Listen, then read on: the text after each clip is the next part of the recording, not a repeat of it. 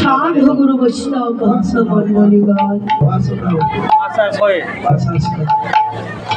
ভক্তিমতী মায়েরা, ভক্ত বাবারা, সবার চরণে আমার রইল শত সহস্র কোটি প্রণাম। এখানে আরো উপস্থিত আছেন আমার বিধর্মী ভাই, তার প্রতি রইল আমার আসসালামু আলাইকুম। হরি বল, হরি বল। উপস্থিত সাধু গুরু বৈষ্ণব ভক্ত মণ্ডলীগণ, আজ আপনারা এই আসরে বসে আছেন কেন? দুটি গৌর কথা, কৃষ্ণ কথা শ্রবণ করার নিবৃত্তে, এই অশান্ত মনটাকে শান্ত করার নিবৃত্তে। বাবা, এই যে হরি কথা এমনই মধুর অমৃত কথা, যা শুনলে এই অশান্ত মনটা শান্ত হয়ে যায়। উত্তপ্ত মন শীতল হয়ে যায়। হাজার পাহাড় সমান দুঃখ যদি এই বুকে থাকে, তাও যেন এই গোবিন্দ নাম শুনলে, কৃষ্ণ নাম শুনলে, তাও যেন কোন দুঃখের আর অবসান ঘটে যায়। বাবা, হরি বল। সবাই আশীর্বাদ করবে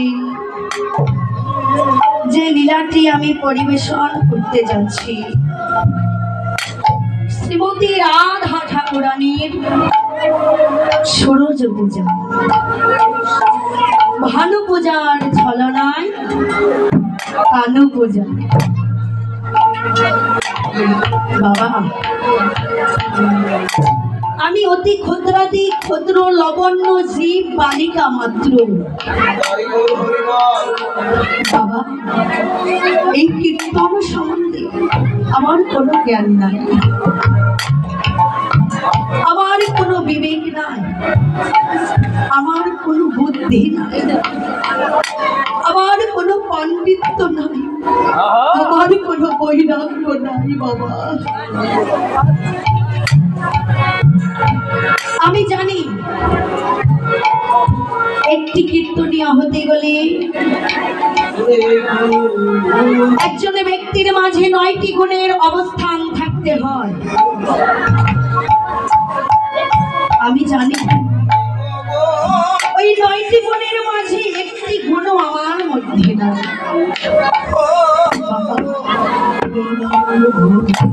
তবু আজ আসরে কেন দাঁড়িয়েছি জানো? শাস্ত্র বললে যদি পেতে চাও কিছু তবে হও নিচু। যে গাছে ফল ধরে ওই গাছটা কিন্তু সর্বদা নিচের দিকে হেলে। জ্ঞানবান মানুষ যারা জ্ঞানের বহরে সদাই সর্বক্ষণ, তারা নিচে হয়ে থাকে। বাবা, আমি একজন অজ্ঞান জ্ঞানহীন। এই কীর্তন সম্বন্ধে আমার কোনো জ্ঞান নাই।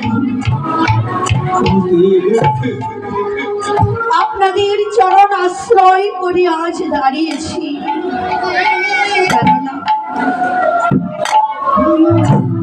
যদি ভক্তের দয়া হয় অসম্ভব নাকি সম্ভব হয়। আজ কিন্তু আমি সেই আশা নিয়ে বুকে দাঁড়িয়েছি। বাবা, আমি একটি ছোট্ট মানুষ, কিন্তু কিন্তু আমি বুঝি আমি আশাটা অনেক বড় করেছি। জানি না আপনাদের মতো সাধু গুরু বৈষ্ণবের স্মরণে আমার জায়গা হবে কিনা,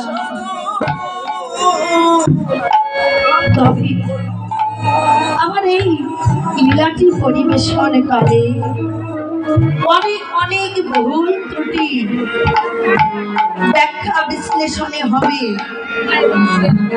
আপনারা নিজ কন্যা মনে করে, নিজ ভগ্নী মনে করে একবার ক্ষমার দৃষ্টিতে দেখবেন। সবাই আশীর্বাদ করবেন যে আশা নিয়ে আমি দাঁড়িয়েছি, বুক ভরা এই আশা নিয়ে আমি যেন দেশ বিদেশে আপনাদের মতো ভক্তির সঙ্গ করতে পারি। বিদায় গৌর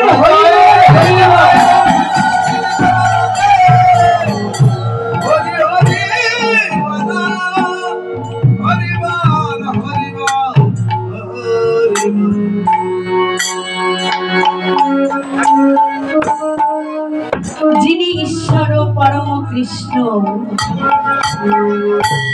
যিনি সচিদানন্দ বিগ্রহ, যিনি ভক্তির ভগবান শ্রীমান গৌর সুন্দর, যিনি ছিলেন ব্রজেন্দ্র নন্দন কৃষ্ণ, মা যশোদার নয়ন মণি, তিনি আজ আমাদের এই কলিযুগের আরাধ্য দেবতা শ্রীমান গৌর সুন্দর। বাবা দেখো,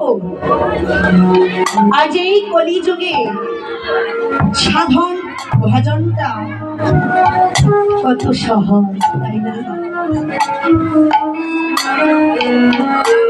সত্য ক্রেতা দাপরে ধ্যান যাগ যজ্ঞ যোজন যাজন করা হতো, কিন্তু এই কলির যুগে একমাত্র কৃষ্ণ নাম ছাড়া আর কোন নামে গতি নাই। একমাত্র কৃষ্ণ নাম হলো জীবের সার বস্তু। বাবা এই যে কলিযুগে আমরা জন্মগ্রহণ করেছি, তাই না? আমরা তো বলিছি, কিন্তু শ্রীমান গৌরাঙ্গ সুন্দর আমার আজ তিনি কিন্তু এই কলিযুগের দেবতা, তাই না? এই যে ভগবান শ্রীকৃষ্ণ তিনি ছিলেন দ্বাপর যুগে, তার সেই লীলার কথাগুলো আমাদের কাছে পৌঁছে দিলেন তিনি, যিনি দয়াল ঠাকুর, দয়ালের শিরোমণি শ্রীমান গৌর হরি। বাবা কলিযুগের যেমন দোষ আছে হাজার হাজার, কিন্তু আমার তার গুণও আছে, তাই না? বাবা কীর্তনটাকে অনুমানে নয়, এখন যা বর্তমান তাই আপনারা শ্রবণ করবেন, কেননা কলিযুগের আরাধ্য দেবতা শ্রীমান গৌর হরি আমার কি করলেন?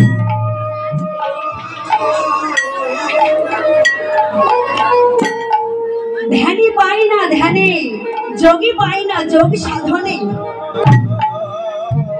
সেহেন বিরিঞ্চ বাঞ্ছিত ধন আমাদের গৌর হরি আজ নদিয়ার মাঝে আবির্ভাব হয়ে ভক্তির শনে হরি নাম সংকীর্তন করে গেল।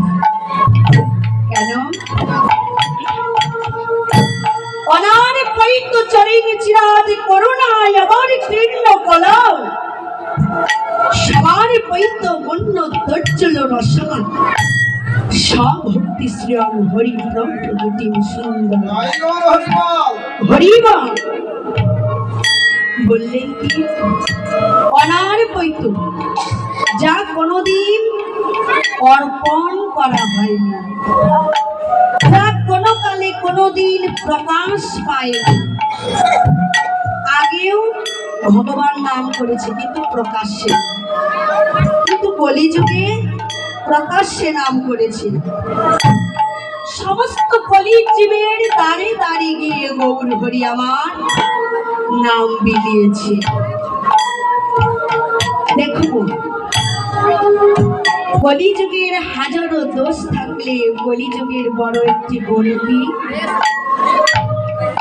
সেহেন বিরিঞ্চি বাঞ্ছিত ধন আজ গৌর হরি আমার এই কলিযুগে আমাদের এই মলিন দশা হেরে আমাদের মতো অত্যাচারী পাপাচারী দ্বিচারী কামাচারী আমাদের মতো এই বেঈমান জীবকে উদ্ধার করিবার জন্য প্রভু আমার আজ সেই নামকে মধুমাখা হরি নামকে মাথায় করে নিয়ে বয়ে এসেছি।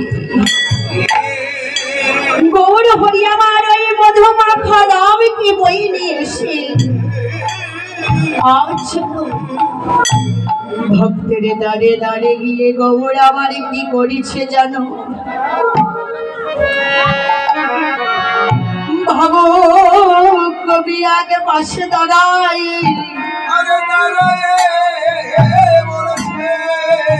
দাঁড়াইয়ে লক্ষ্য করে দেখেছে গৌর আমার কি করেছে। আজ গৌর আমার ভক্তের চরণ ধুলি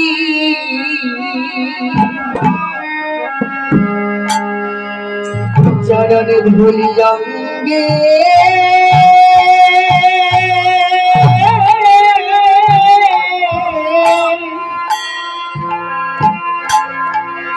ওরি অঙ্গে মা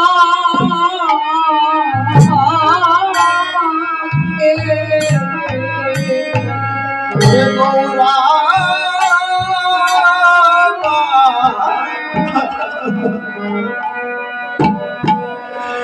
এই ভক্তের চরণ ধুলি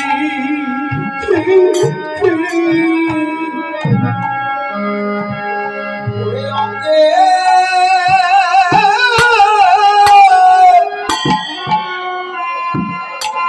অঙ্গে মাখে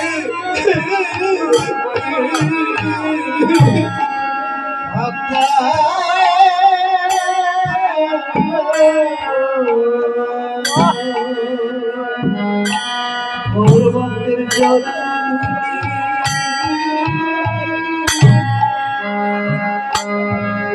অঙ্গে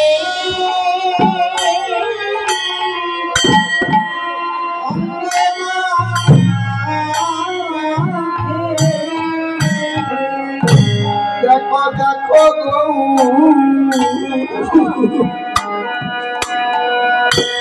আরে ভক্তের শরণে ধরি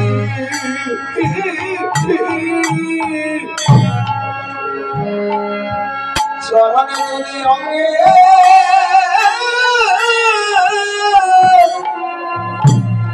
অঙ্গে মাখে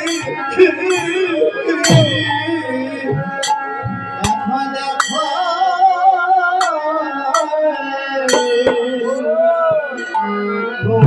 ভক্তের দুলি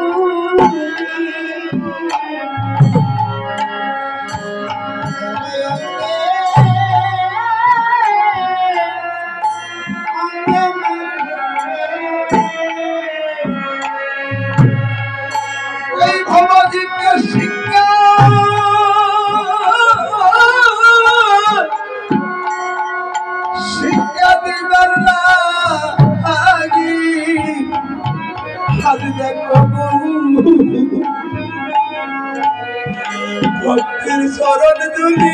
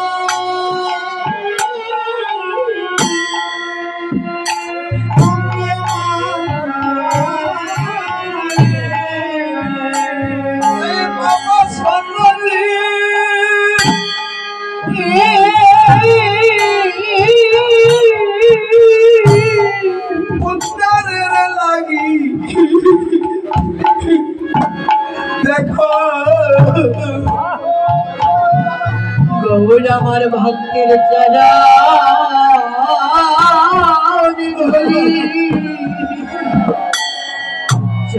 ধরি অঙ্গে ওরে অঙ্গে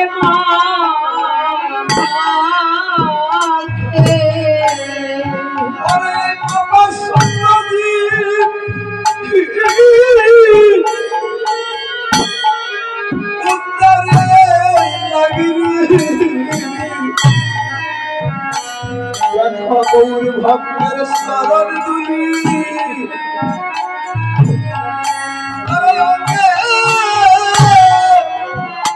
অঙ্গে মাখে আমাদের মতো এই কোলের জীবকে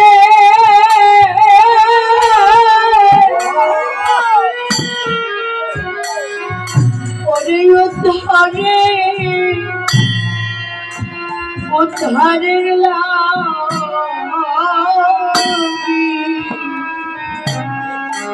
দেখো দেখো গৌর আমার ভক্তের চরণে ধুলি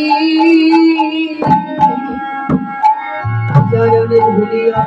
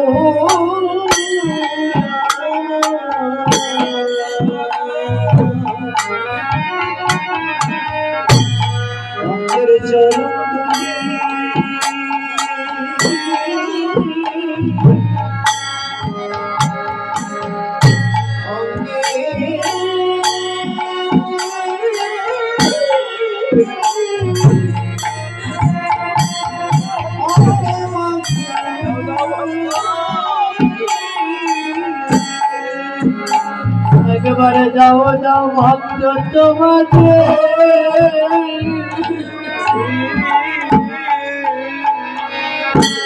ওই চরণে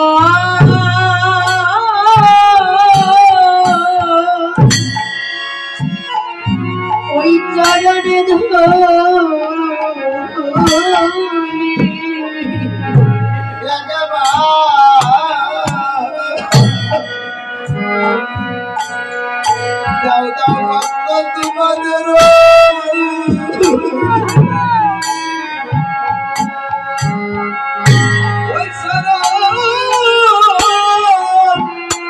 শরণ দুলি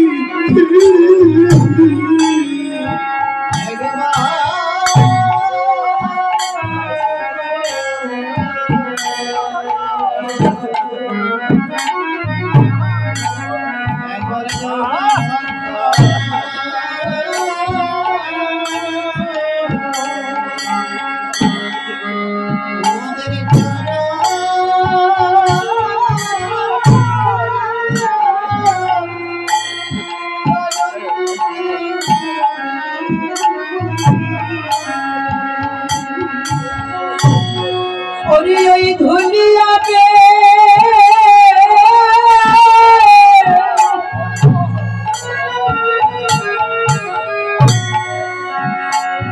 ওই ধুলিয়া আমি আমার অঙ্গে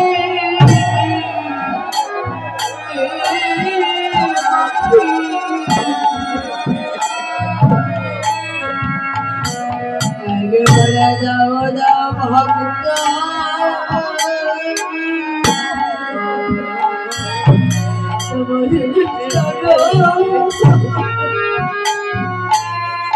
ওই চরণ ধনে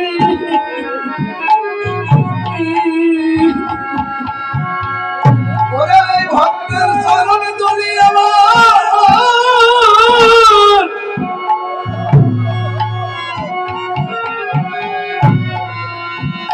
ভক্তের শরণ ধরি আমার এই অঙ্গে পাখিরে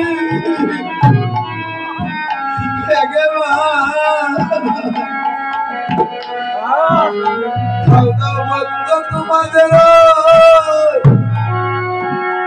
ওই শরণ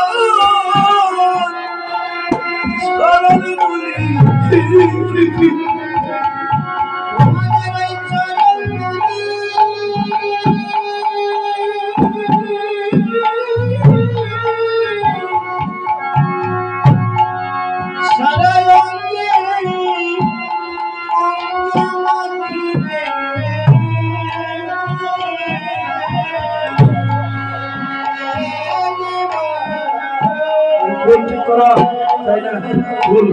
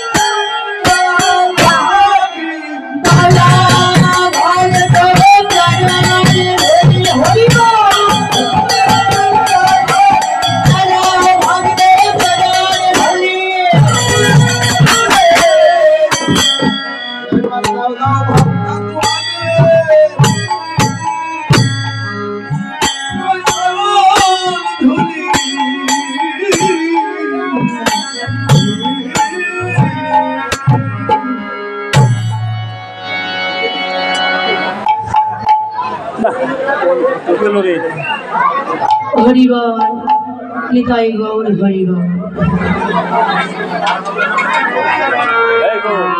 হরিবল আপনাদের কাছে অনুরোধ করছি টাকা পয়সা যার যত দেওয়া পরে দেবেন কারণ আসলের মাঝে গন্ডগোল করলে বাবা হয় একবার যদি ভাব আনভাব হয়ে যায় তখন আর হয় না বাবা রে কীর্তন যে কি রতন সেজন একবার শ্রবণ করে সেই তো বোঝা 5 নাম্বার এবং 6 নাম্বার হরিবল 5 নাম্বার দাও শুধু 6 নাম্বার আজ আমাদের গৌর হরি আমাদের মাঝে ভক্ত মাঝে সে ভক্তির চরণ ধরি অঙ্গে মাঝে আপনাদের প্রশ্ন হতে পারে না যে ভগবান হয়ে কেন ভক্তির চরণ ধরি অঙ্গে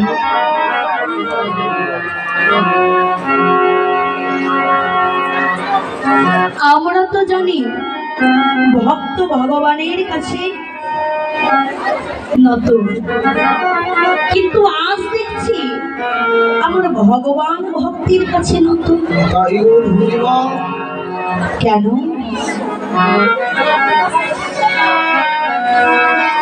ভগবান আমার বললি, নারদ মনিকে একদিন ডেকে প্রশ্ন করেছিল, নারদ, জগৎ মাঝে তো আমার অনেক ভক্ত আছে, তারা দুটি নয়ন ধারা ছেড়ে দিয়ে দিবানিশি অষ্টকালীন আমায় ডাকে, নারদ বলতে পারো ভক্ত কেন আমার জন্য কাঁদে? সেদিন নারদ বলেছিল, ভগবান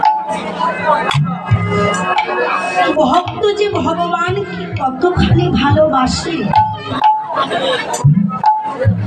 যে পর্যন্ত তুমি এই ভগবানের আসনে আসো,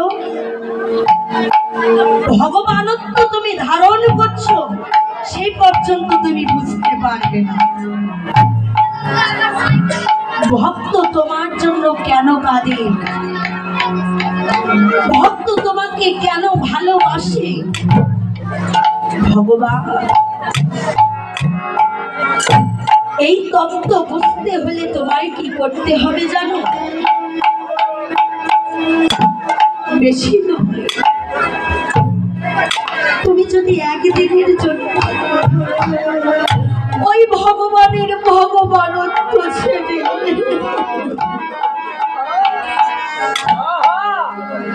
ওই গোলক পুরী বৃন্দাবন ধাম ছেড়ে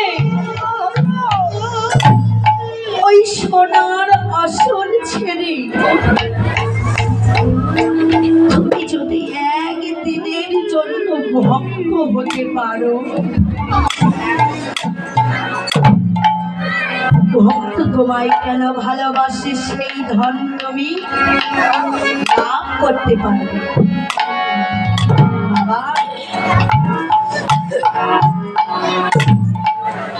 এই যে সাধুগণের, এই যে বৈষ্ণবীর বাজার, যে জন বৈষ্ণব সঙ্গ করে সেই কিন্তু বোঝে বৈষ্ণবের গুণ কি, সঙ্গের গুণ কি। এই পৃথিবীতে যত প্রকার সঙ্গ আছে, সর্বপ্রকারের সঙ্গের থেকে এই বৈষ্ণব সঙ্গকে বড় বলে আখ্যায়িত করা হয়েছে। কেননা এই বৈষ্ণবে সঙ্গ করলে কি পাবে আর না করলে কি পাবে বলছে, শোনো, বৈষ্ণবের সঙ্গ করলে, ভক্তির সঙ্গ করলে, বৈষ্ণবের বাজারে গেলে তুমি অপ্রাপ্ত ধনকে প্রাপ্ত হতে পারবে। হৃদয় গৌর হরি বল, হরি বল।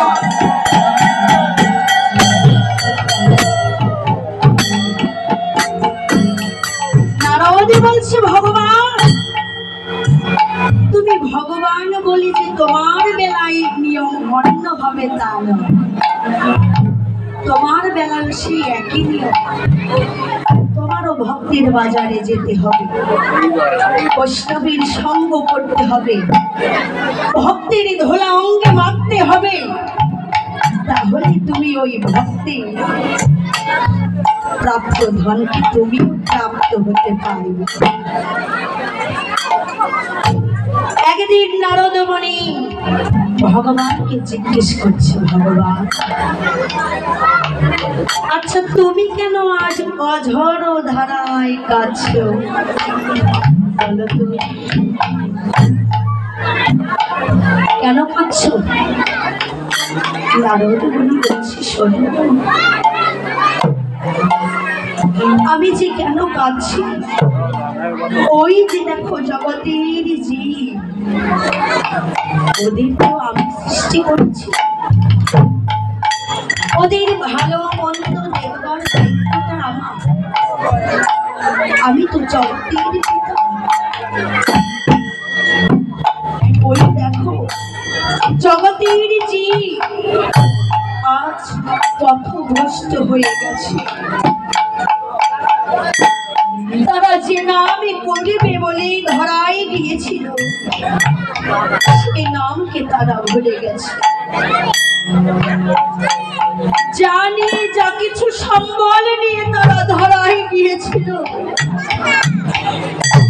ওই ধরার মাঝে ওই ঘাটে গিয়ে তারা ওই সম্বল, ওই মাল তারা হারিয়ে ফেলেছে।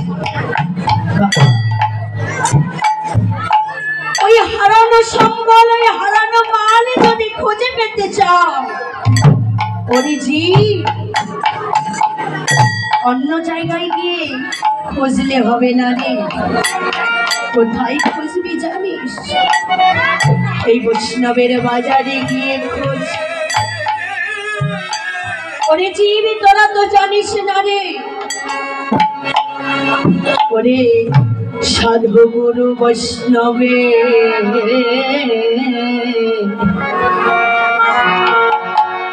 চরণ ধৌত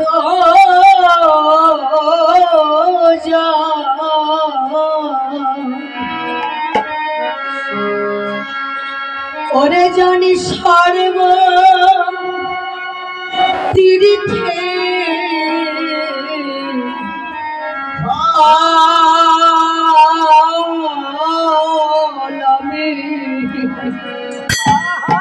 একদিন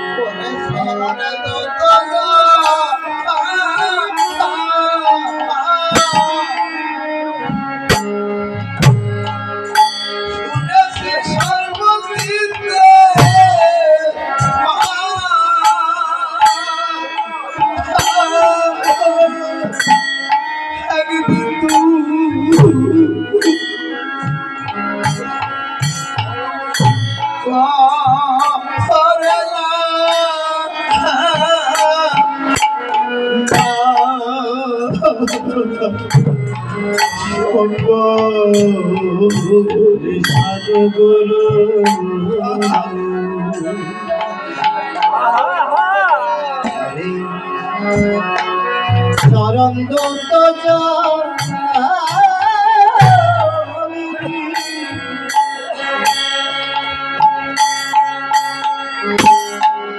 শুনেছি সর্বতি আমি কি করলাম,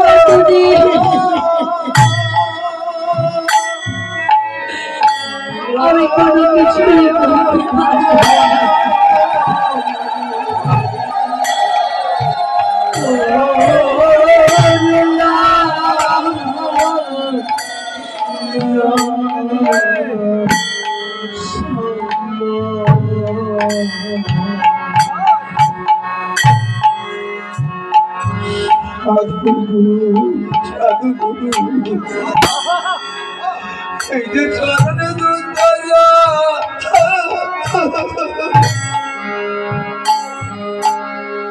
শুনেছি সর্বতীর্থে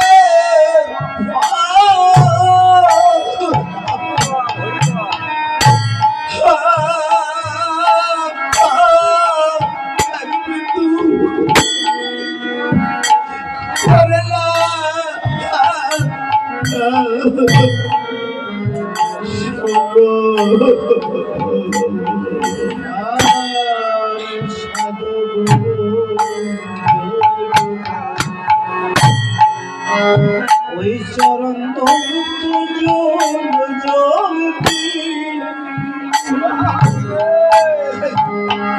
শুনেছি সর্বতী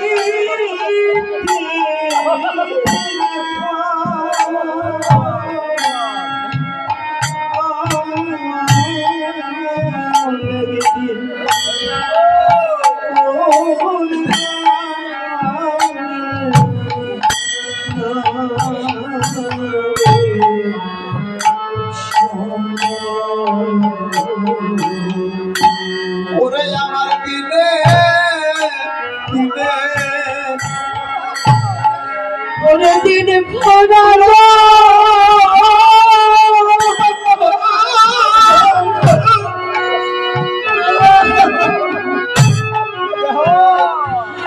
ওরে আমার দেহ কৃষ্ণ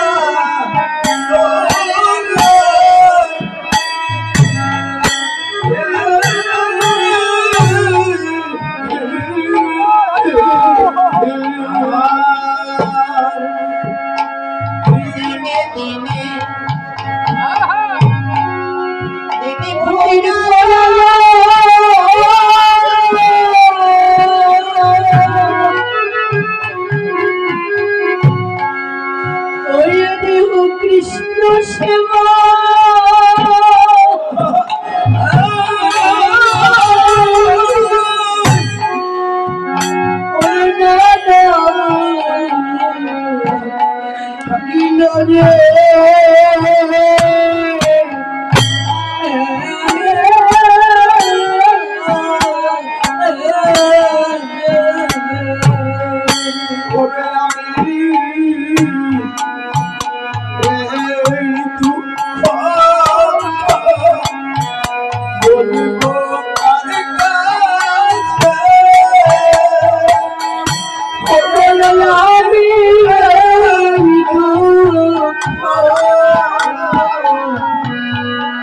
আমি বলে